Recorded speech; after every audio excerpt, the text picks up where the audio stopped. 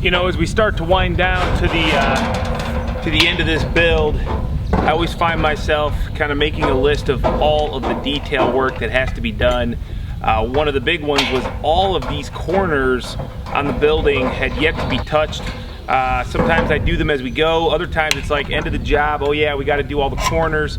So I just decided to come out here this morning. It's Saturday and it's nice and quiet. It's a gorgeous morning. I figured, what the heck, I'll get all these corners done, and that way it's one less thing that we got to worry about detail wise Monday, and we can kind of get that big push to get out of here and go on to the next one. Because as much fun as this project has been, I love the challenge of starting a new job. So once we kind of see the end in sight and we know that, hey, we can accomplish this, let's get prepared mentally for the next one.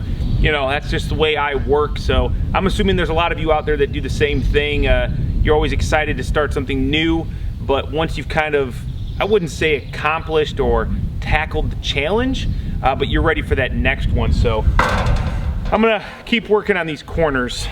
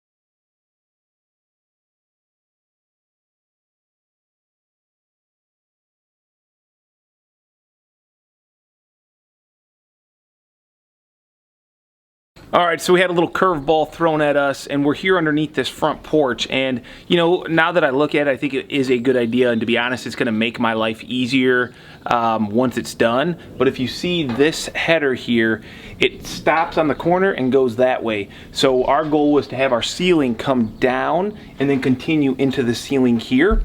But what we're going to do now is we're going to put another cedar 6x6 from here all the way over to the wall, and it's going to kind of define this little bit of a section that has the raised ceiling, and then it'll give us a place to terminate this flat ceiling over here into.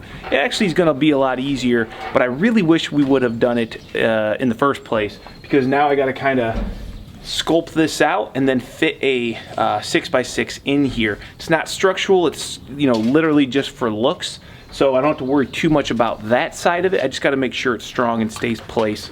So I think what I'm going to do is I'm going to chop out this corner, and then I'll cut, would it be a tenon, I think, in the 6x6, so it sits in here. We'll see how it goes.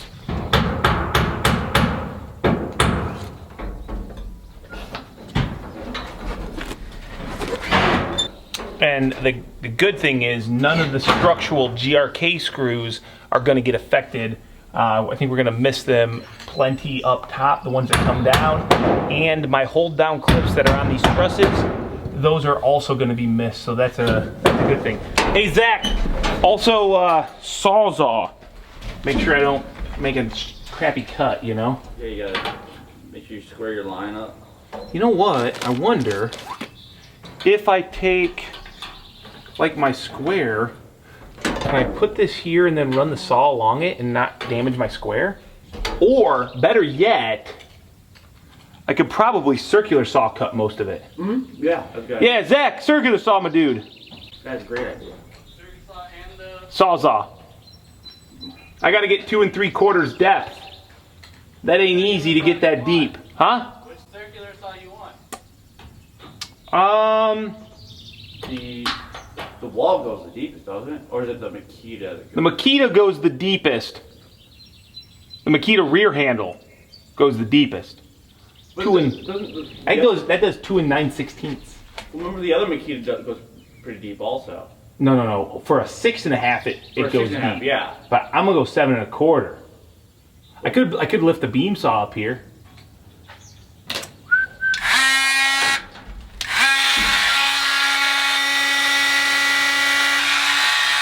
I just wait 2 seconds. I know you want to get going. I want to work. Yeah, I'll just wait for the circular saw. Good idea. I mean, I know you'll do your best. I got a voicemail to listen to. Anyway. I know you'll do your best, but... All right, Zach, here we go. Let's make a good clean cut. I'm gonna go full depth on this thing, man. All right, here we go. Take out the screws? Nope. All right, here we go. Here we go. You've already said it like 5 times. I'm scared.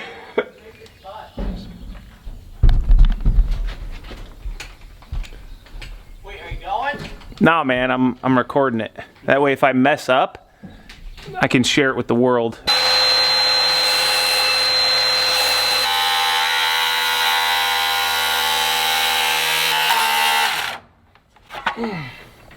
Here's a nail. Hard to say, but did a pretty decent job. Good thing I got this Diablo blade on, because I think I hit a screw. I'm pretty sure you did. Which is really hard to understand because I don't see any. This is going to be the harder one because of my angle.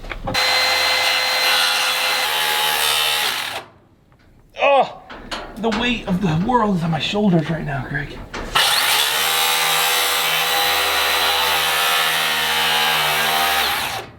Okay, now what I need to do is take this Dremel tool. I'll clean out as low as possible.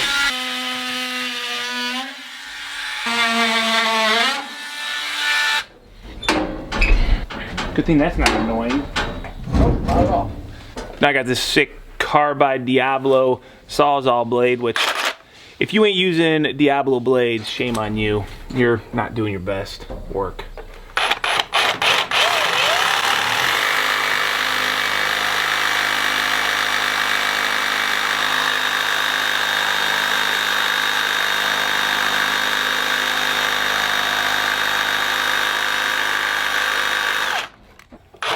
Now the trick with this is you don't want to push too hard. You want to let the tool do the work, because otherwise you're going to hit the tip in the material and that's when it's going to bend.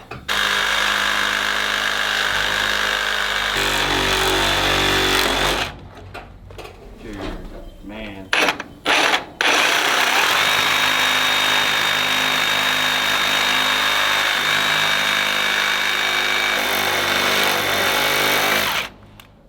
Greg? What's up?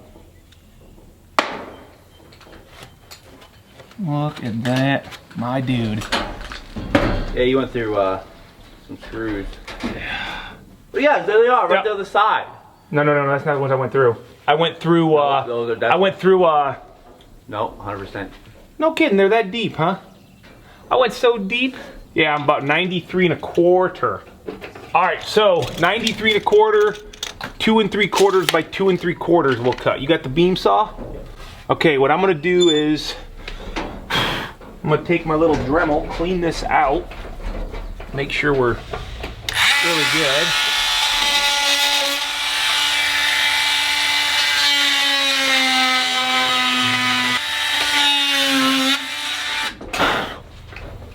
So what I like to do, Greg, is kind of over dig it, you know?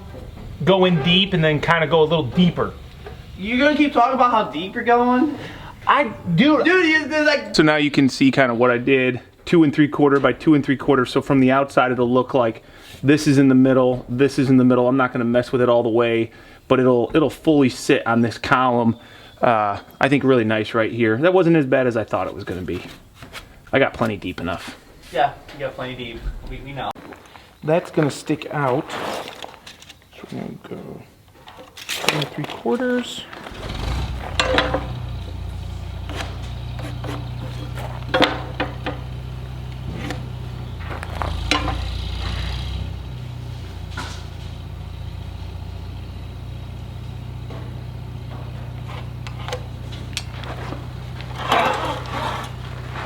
Okay, that's my depth. I've never cut it this depth before, Greg. It's always just been full depth. I've always just gone like super deep, you know?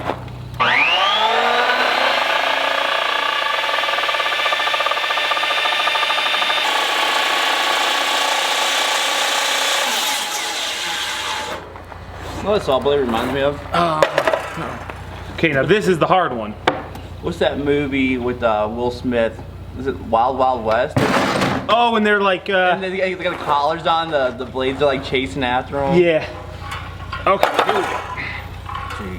here we go. Jeez. Yikes. Yeah, I got this. It's easy, dude. Yee, let's go. Dude, why you share this walk? Yeah, I'd walk away if I were you. Yeah, it's legitimately gonna be like the Wild Wild West. Yikes. No, I got this. This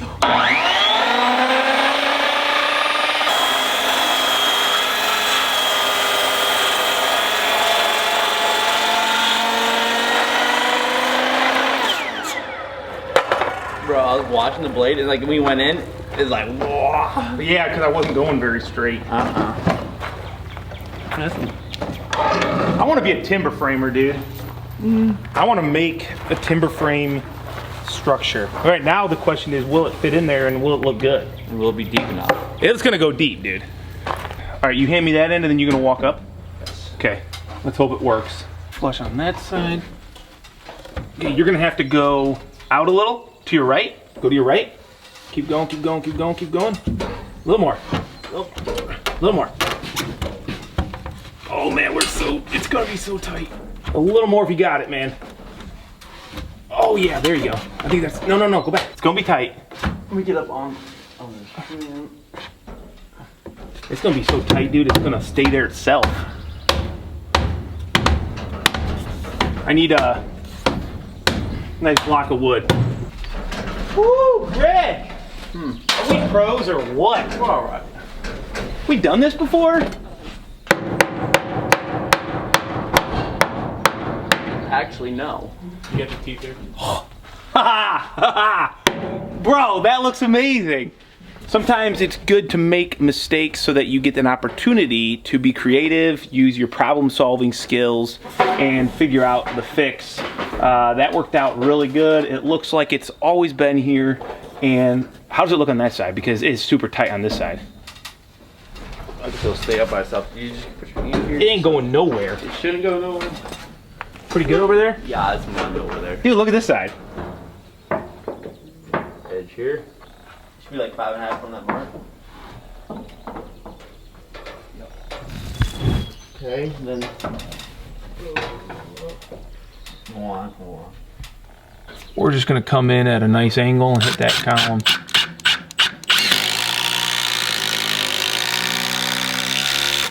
Jesus. That triple hammer's crazy fast. This is the Milwaukee. What? Yeah, that was not the triple hammer. That's not dude. the triple hammer? Oh, wait, you gotta drop it low, dude. No, you're going low. No, I gotta go high. Okay. So, we're getting close to our rib. Now you gotta drop it low.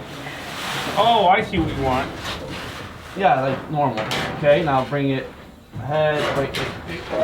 Sleep.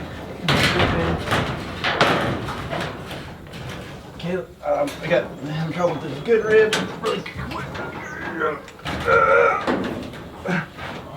Right, go ahead. Uh-oh. Oh, no. You all the way? Huh? Are you good? I'm on my mark.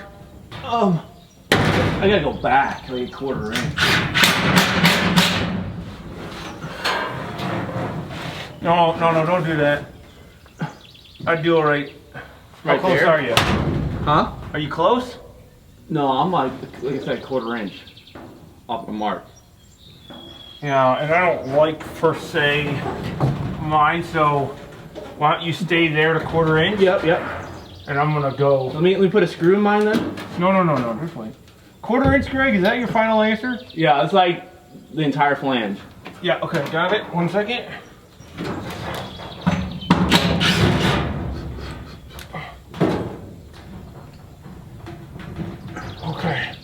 Okay, man, I like it.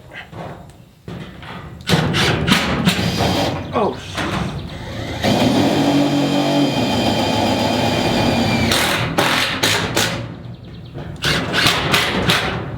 snap. Get close to where you like it. Yeah. You ready? Uh-huh. Going up. Yep. Easy peasy, bro. Oh, I never marked a 3 foot mark on mine. Neither did I. I'm gonna make a good lap.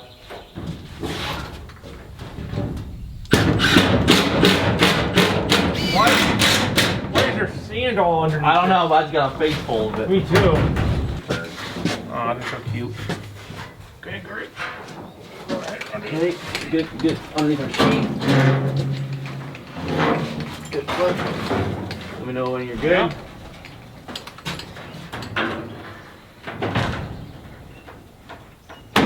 Yep.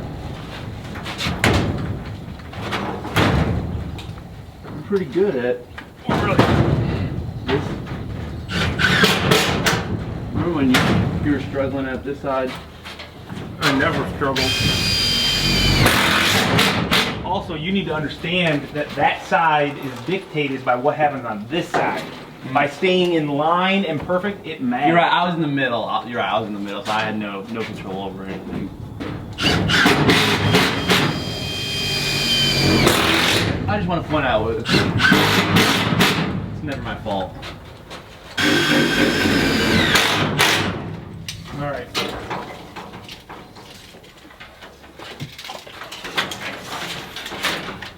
My kite is 32 1/8. 32 1/8.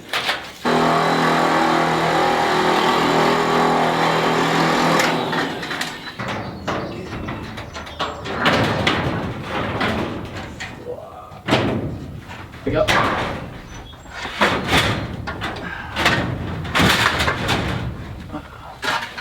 That's what I was working on doing.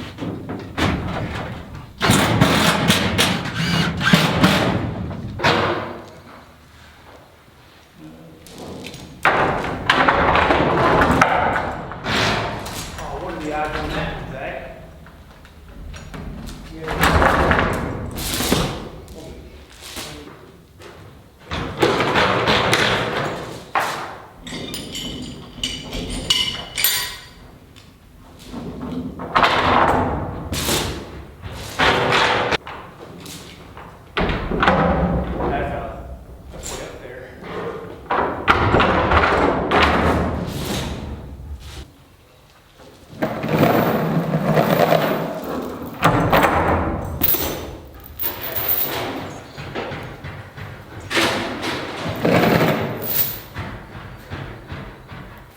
You know, one of the things I get asked a lot is, what do you guys do with all your chains and how do you store them?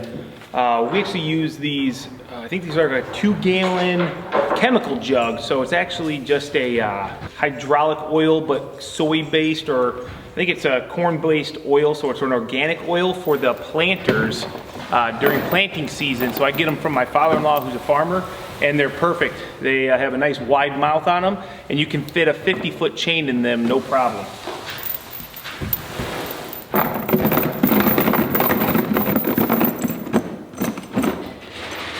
Then you can just put the hooks right on the mouth, and you've got a nice handle to store or to carry it with. And then we store them in a job box. We fit about 25 or 30 chains in there with all the binders, and you can just pick it up with your skid loader or your telehandler, whatever, and move it from site to site. It's a lot better than, you know, using 2-bys and breaking them and having to unscrew them, nail them, and then transport them around.